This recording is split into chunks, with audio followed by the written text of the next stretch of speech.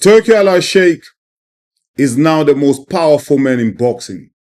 Not only has he got the likes of Frank Warren, Eddie Hearn, Bob Arum, Oscar De La Hoya, some of the most powerful promoters in the world. He's got them eating from the palm of his hands. Turki Alalshikh has now officially partnered up with arguably the toughest man in mixed martial arts. And I'm not talking about Francis Ngannou. I'm not talking about John Jones. I'm talking about Dana White. Yes, I said it. Dana White is the toughest man in mixed martial arts. If you don't believe me, go ask Tito Ortiz. If you don't believe me, go ask Chuck Liddell. Go ask Francis Ngannou. Go ask any other fighter in the history of the UFC who's crossed Dana White, who's refused to sign a contract, who's refused to be sponsored by the UFC. Go talk to them, go ask them, then come back to me. They'll tell you about Dana White. Listen, there's no bluffing with this man, no negotiations. He does what he likes. He rules the UFC with an iron fist. It's either his way or the highway. No two ways about it. That's how Dana White goes about his business. Dana White is all about establishment first. He's all about the business. He's all about his company first. Fighters and everybody else come second.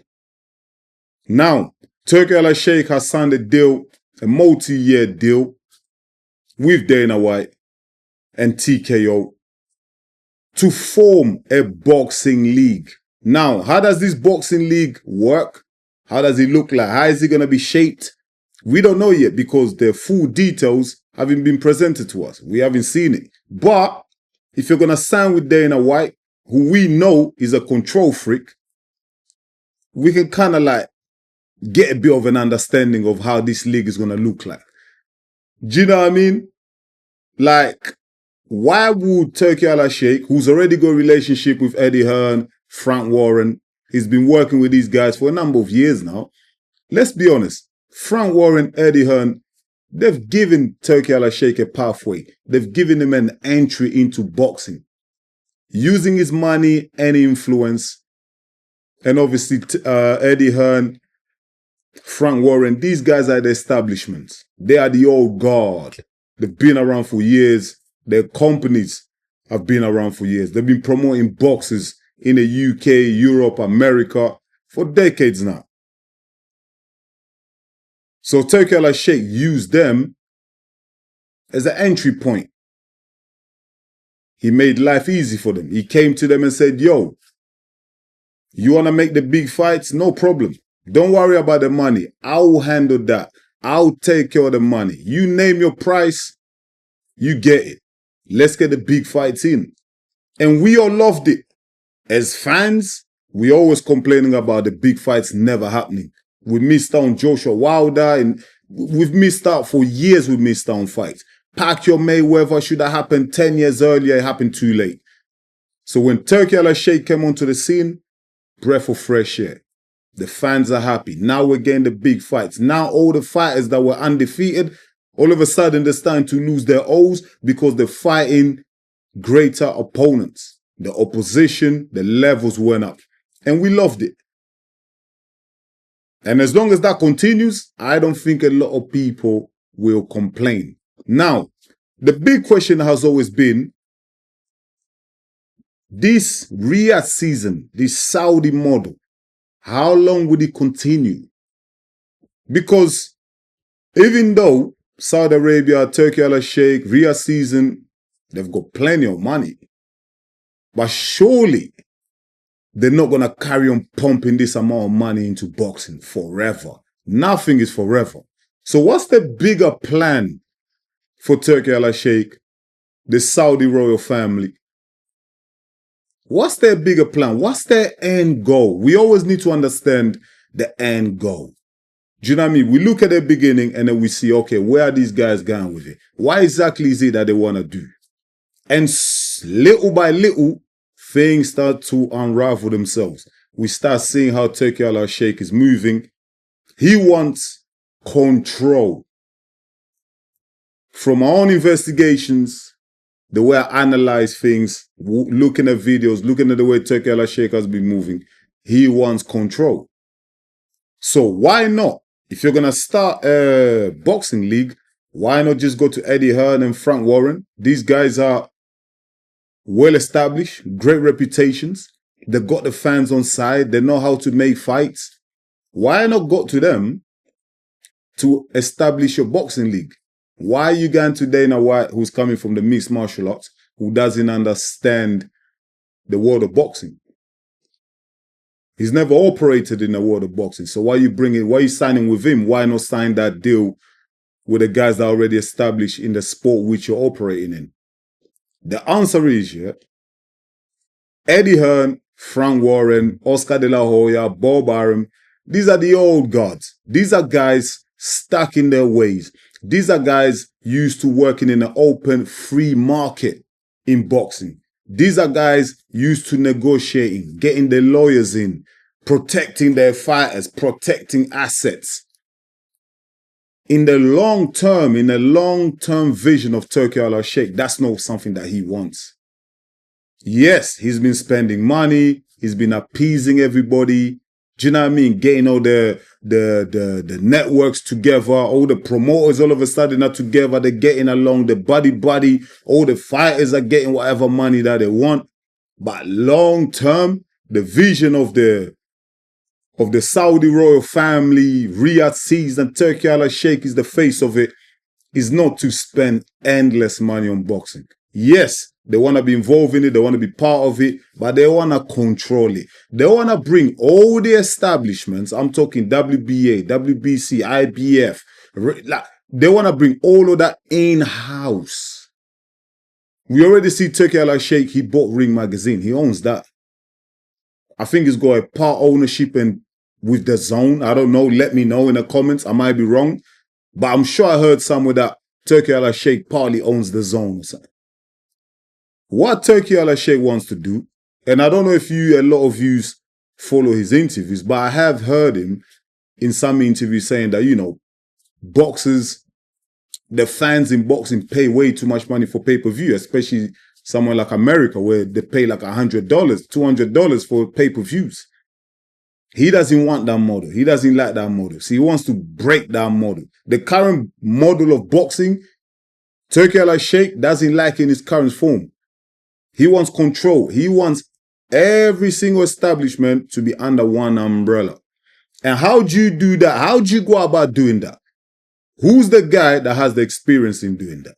Here comes Dana White. Dana White is the right guy to bring in if you want control. Because he's been doing it with the UFC for years. Just ask the fighters. Me, I'm a UFC fan. I watch a lot of fights. I'm an MMA fan in general. I enjoy the UFC. Some of the fighters, Conor McGregor, Khabib Nurmagomedov, John Jones, like Tony Ferguson. Do you know what I mean? I love these guys. Max Holloway, love these fighters. But if you look at the UFC model, these guys don't get paid the money that they deserve. Like Francis Ngannou, as the champion, while holding the belt, he fought against Cyril Gane, and I think he got paid like 200, 300K. Now that's the champion, the heavyweight champion of the world in the UFC. You compare that to someone like a Joshua, Usyk, Tyson Fury. How much are they getting as champions? You're looking at north of 10 million minimum. Look how much Canelo gets paid. Martin Bakole, who came in as a last-minute replacement for Daniel Dubois on the 22nd of February. Last minute, just with 2 days prep, he came in. He got paid 600K. Martin Bakole, who's not even a champion, no belt, came in as a last-minute replacement, got paid way more money than the UFC champion. At that current time, Francis Ngannou got paid. He got paid 300K. Do you know what I mean? Dana White restricts the freedom of fighters when it comes to sponsorships. Because the UFC has a deal. I forgot the company. I don't want to say no company names, but there's a brand that produces the attires, what you wear in the octagon, on your way to the octagon, during media day, you can't promote certain brands. Yeah, we all know fighters make a lot of money from brand endorsements. They make deals. That's another source of income from them. Now, when you take that away from them, they're losing money. Now, Dana White would say, nah, that's fine. The fighters can get their own sponsorship deals, but away from the UFC. But let's think about it. If I have a brand, yeah, and I want to promote my brand, I want my brand to be promoted in the biggest stages. I want my brands to be promoted in the biggest fights where millions of people are watching. The fighters can't promote their brands during fights or during media day. They have to wear the specific brand that the UFC negotiated a deal. Not the fighters. The fighters have nothing to do with it. They're shut out. The deal is negotiated between Dana White, the UFC, and the brand.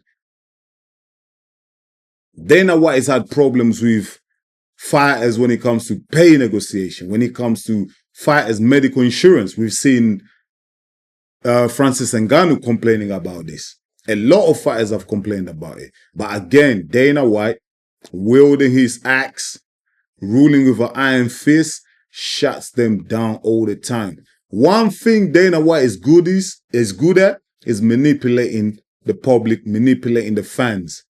Yeah, he's good at dividing and conquering. That's why you never see an uproar for more fighters in the UFC. You never see fighters get together to go against the establishment because he's very good at conquering and dividing and conquering. This is the guy that Turki Alalshikh has teamed up with. Because in a long-term vision of Turki Alalshikh and Riyad season, he wants control. He doesn't want all the networks making money. He doesn't want all these so-called established, the old guard of promoters calling the shots. He doesn't want none of that. He wants everyone in-house where he can control. Yes, a boxing league could be ideal, could be good for fighters because some fans will say that, yeah, we can see the best fight the best. Because in a UFC, they tell you who to fight. If Conor McGregor is the champion, they'll tell, listen, you're fighting Dustin Poirier and that is it.